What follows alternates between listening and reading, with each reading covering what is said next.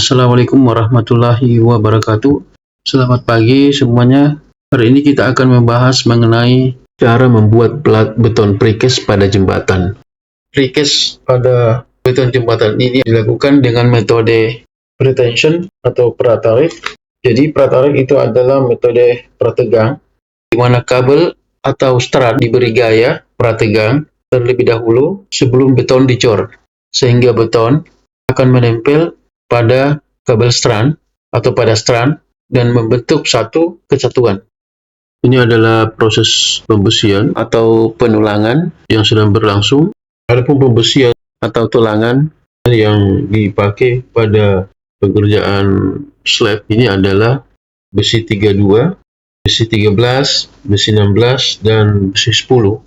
Adapun strand yang dipakai yaitu 0,6 atau berukuran 17,2 mm yang nantinya akan ditarik 75% dari breaking load. Ini adalah cetakan atau molding yang akan dipakai untuk pengerjaan plat lantai.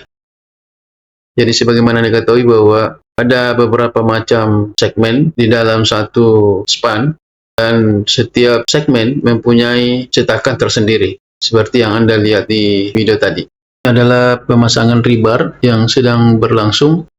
Jadi setelah semua instalasi rebar selesai dilakukan, maka akan segera dilakukan penarikan strand.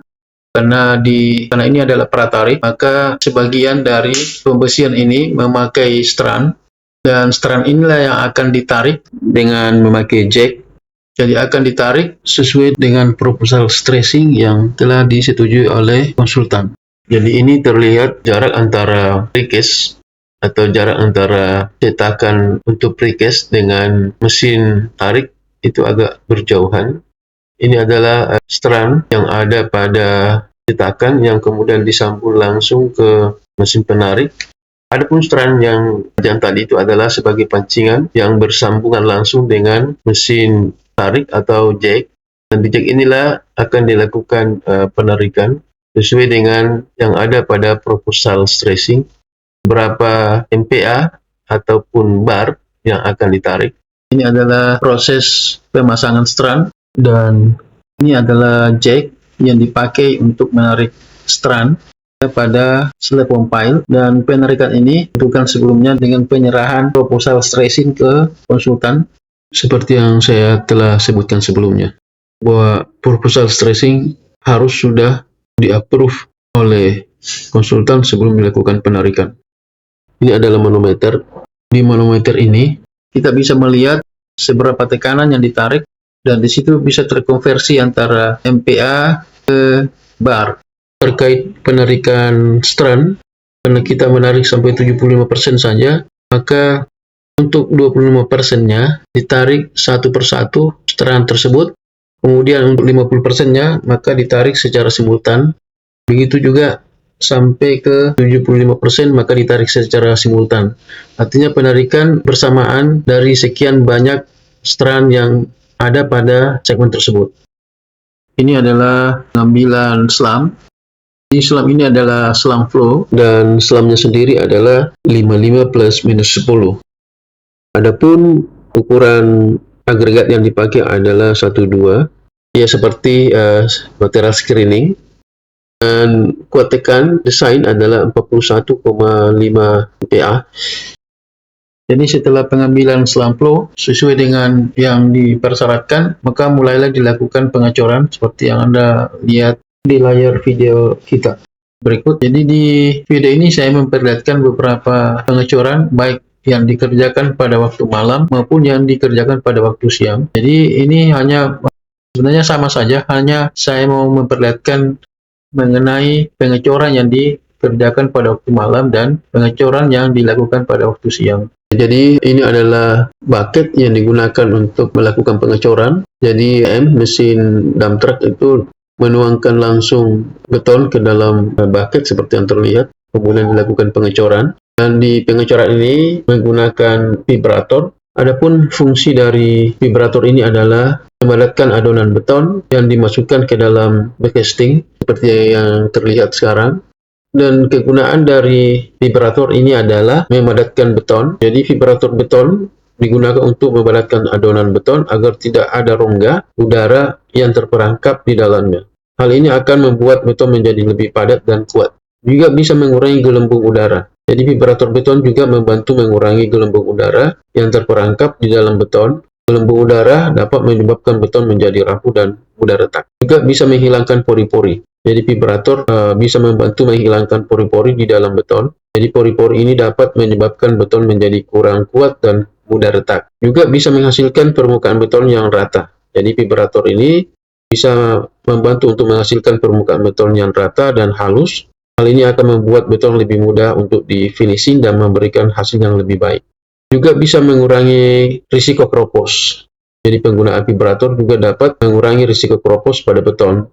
Jadi jika terjadi keropos pada beton, pasti biaya perbaikan akan lebih mahal. Jadi itu beberapa kegunaan dari vibrator. Jadi pada saat pengecoran jangan lupa untuk mempersiapkan vibrator dan jangan lupa untuk menggunakan vibrator dengan sesuai dengan yang dipersyaratkan, yaitu persekian detik, karena tidak boleh kita memakai vibrator terlalu lama karena ini akan menyebabkan segregasi pada beton kita. Jadi ada beberapa keuntungan dengan pengecoran precast, yaitu yang pertama adalah hemat waktu dan efisien. Precast segmen ini diproduksi di pabrik dan kemudian dikirim ke lokasi konstruksi. Jadi hal ini mengurangi waktu yang dibutuhkan untuk memproduksi beton di lokasi konstruksi dan mempercepat proses konstruksi. Keuntungan yang kedua adalah berkualitas dan bermutu baik. Precast segmen diproduksi di pabrik atau di luar dari area proyek itu dengan kontrol kualitas yang ketat sehingga mutu beton lebih terjamin. Yang ketiga adalah ramah lingkungan. Proses produksi pada precast segmen itu menghasilkan limbah yang lebih sedikit dibandingkan dengan produksi beton di lokasi konstruksi. Di samping ada keuntungannya, ada juga kerugiannya. Kerugiannya atau kekurangannya adalah yang pertama adalah biaya transportasi.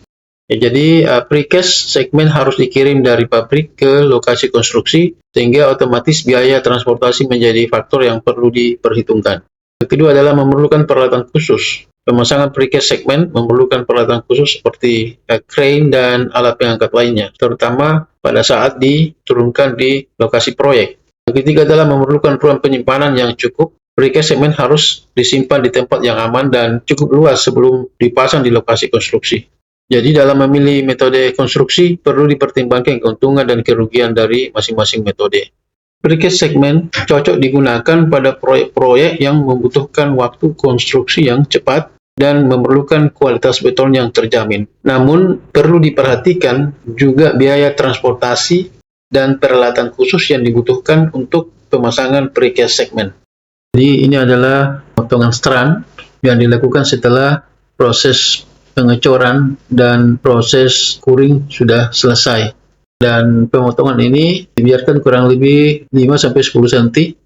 Dan jangan lupa bagi orang yang melakukan pengelasan supaya menerapkan prinsip-prinsip HSE keamanan dengan memakai alat pelindung diri berupa sarung tangan atau kacamata agar pada saat melakukan pemotongan tersebut itu tidak ada percikan api.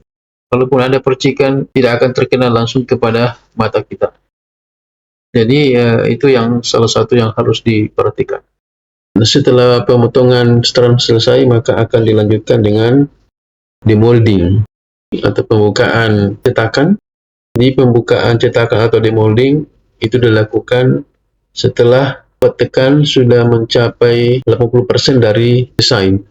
Karena kuat tekan kita 41,5 MPa, maka untuk 80%-nya adalah sekitar 33 MPa. Jadi saat itu pembukaan cetakan bisa dilakukan. Saya kira demikian video kita kali ini. Mudah-mudahan ada manfaatnya. Namun sebelum kita closing video ini, tolong untuk teman-teman supaya subscribe, like, komen, dan share video ini. Dan nantikan video-video terbaru berikutnya hanya di channel ini. Terima kasih. Demikian, Assalamualaikum warahmatullahi wabarakatuh.